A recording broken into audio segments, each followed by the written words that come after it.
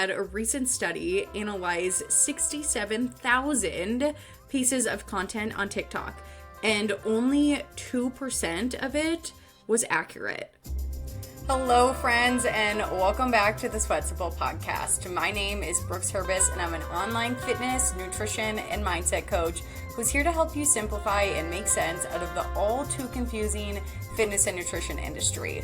Let's be real, there is a lot of conflicting information online, and it can be hard to know what's legit and who to trust. In every episode, I'll be sharing the science and psychology behind health, fitness, and long-lasting behavior change. But I'll also be sharing real-life practical application, because all of the best info in the world only matters if you can actually apply it to your real life.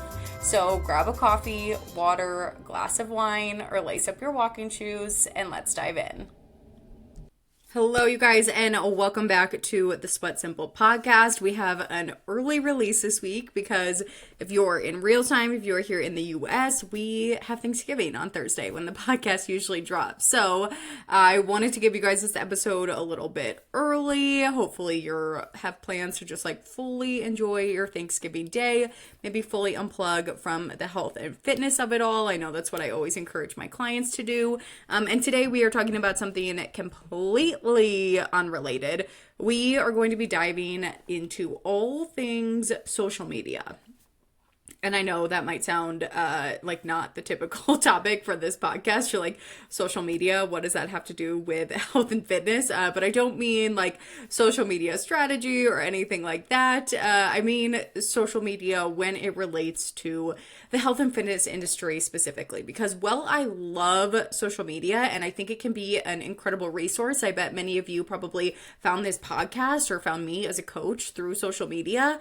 It can also be really riddled with misinformation.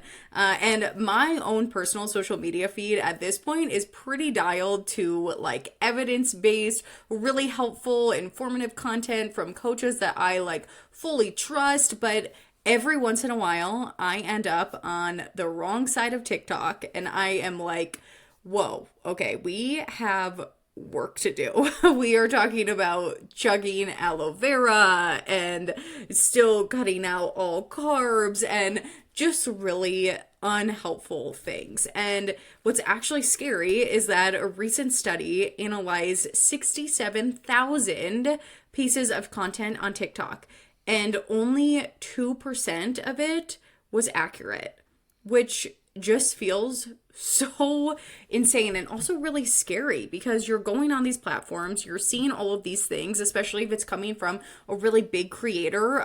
You feel like they have some credibility. It's hard to know what to trust. It's hard to know what to believe. And I remember this is actually a whole reason as to why I became a coach, because I remember when I was starting my own fitness journey, when I was in college and I had gained weight and I had no idea how to go about losing it.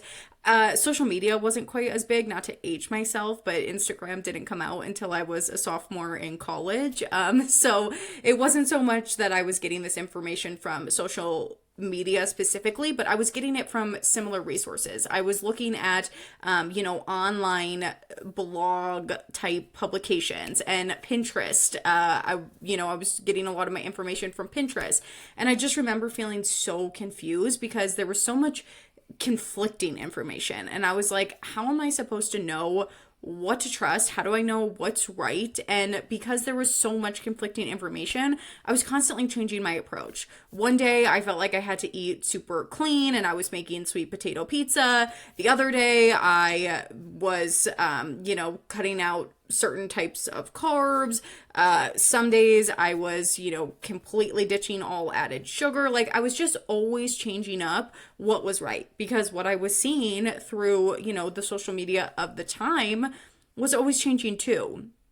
And that's really what I've found on Instagram and TikTok and all the other platforms these days, is it's just so confusing to know what's accurate, what isn't, and what you can even trust when it all is so different, when it's all conflicting with each other, when it all feels so pertinent and, correct. And the truth is that a very small fraction of it actually is. A lot of these things we're seeing on social media are trendy. They are getting views, they're getting clicks, and that's what most creators, unfortunately, are concerned about. They're not concerned about giving you the education and the correct information that's actually going to help you get, to your goals. They're worried about getting clicks, and they're worried about their content seeing more people, or more people seeing their content, which means that the information that you're presented with, unfortunately, isn't always accurate. So throughout this podcast, I wanted to give you some things to be looking out for, some social media red flags, if you will, so that you can know, hey, this is legit, or hey, maybe I should be a little bit mindful of where this is coming from. So first thing I want you guys to look out for is really bold, scary claims. If someone is telling you to never eat this food, or this food is killing you, or this food is ruining your body, that is just looking for views. It's just fear-mongering to get clicks. It's extremely black and white, and that's just not the truth of fitness and nutrition. Fitness and nutrition is incredibly nuanced, but unfortunately, explaining the nuance of fitness and nutrition doesn't get clicks. The thing that gets clicks is making these really bold, scary claims, because how many times have you been scrolling and you see a shirtless man yelling in the grocery store, "This food is ruining your health"? That catches your attention. That makes you want to stop. And it makes you want to stop a heck of a lot more than someone saying, "Oh, research has shown that this food is actually perfectly safe in moderation, but if you have X, Y, and Z, maybe this is something that you should avoid." That doesn't get you to stop scrolling. That doesn't get you to click. That doesn't get you to comment and say, "Oh my God, I'm freaking out. I eat this food all the time." So that's not the type of content that people are making. That's not the type of content that's going viral and that you're probably seeing on a regular basis. So if anything is making really bold, scary claims, just tag it as a possible red flag, because the truth is that most health and fitness questions, the answer to it is it depends. The answer is almost always it depends. What are your goals? What is your background? So many things are dependent and individualized when it comes to fitness and nutrition. But like I said, that just doesn't perform super well on social media, and no one wants to say that. So if you see a big scary claim, just be mindful. The other thing I want you to watch out for is supplements or anyone promoting something that you have to buy, like some sort of product that you have to buy in order to get a certain result. So think of all the people who are talking about poor gut health or cortisol face, and they're telling you that you have this problem that maybe you didn't even know about 5 seconds before. And then in the same breath, they're telling you that in order to fix the problem, you need their special 9-step supplement routine. And guess what? They have a code for you. They have a discount code for you. If you see these things being paired together, the truth is that you should be wary of that, because again, health and fitness is really nuanced. There is likely no one size fits all approach. So if someone is telling you that you have this problem, and maybe it's a problem that you didn't even know about, and then in the same breath they're saying that the only way to solve this problem is to buy this thing, that's not great. That's not probably accurate. It's probably just that they're pushing this product that they want you to buy. And most of the time, we're spending a lot of money on supplements and random products and these random pieces of exercise equipment, when we would actually be much better off focusing on the basics of our nutrition, our exercise, our overall movement, the nutrient quality of our food. That is all going to be more important than a supplement. But again, that's a lot less sexy than just telling someone to buy this product that's going to magically solve all of their issues. The other thing I want you guys to be mindful of on social media is influencers, or really anyone who is not a coach, sharing their own experience, or even coaches who don't use evidence-based practices. And I want to give the caveat that, like, of course, it is okay for an influencer to share their own habits, to share their own routines, to talk about their own fitness journey. Like, I am all for that. I think that that can be really motivating. I think it can inspire a lot of people. I love that. But what I don't want you to do is I don't want you to run with whatever it is they're talking about and assume it's going to have the same result for you. So if, Sally influencer is telling you that she has been cutting out carbs for the last 30 days and her stomach has never been flatter and she feels so amazing, that is great for Sally the influencer. But I don't want you to look at that and say, okay, if I cut out carbs for these next 30 days, I am going to get these exact same results that Sally got. So I'm just going to trust her because her body looks really good and she's talking about how good she feels. So I'm just going to do exactly what she's doing. The reason we can't do that, the reason we can't look at influencers or coaches who aren't using evidence-based practices and expecting the same results as them is because fitness is truly incredibly individual. I have clients across all types of body types, lifestyles, ages, and we can't take the same one-size-fits-all approach for all of those clients because what works for you in your life may not work for Jennifer down the street. We have to remember that one, genetics play a role, they just do, and you could do the exact same workout routine and eat the exact same foods as someone, and your bodies, even if you weigh the exact same amount, could probably look pretty different. We also need to remember that you are only seeing a fraction of that influencer's life.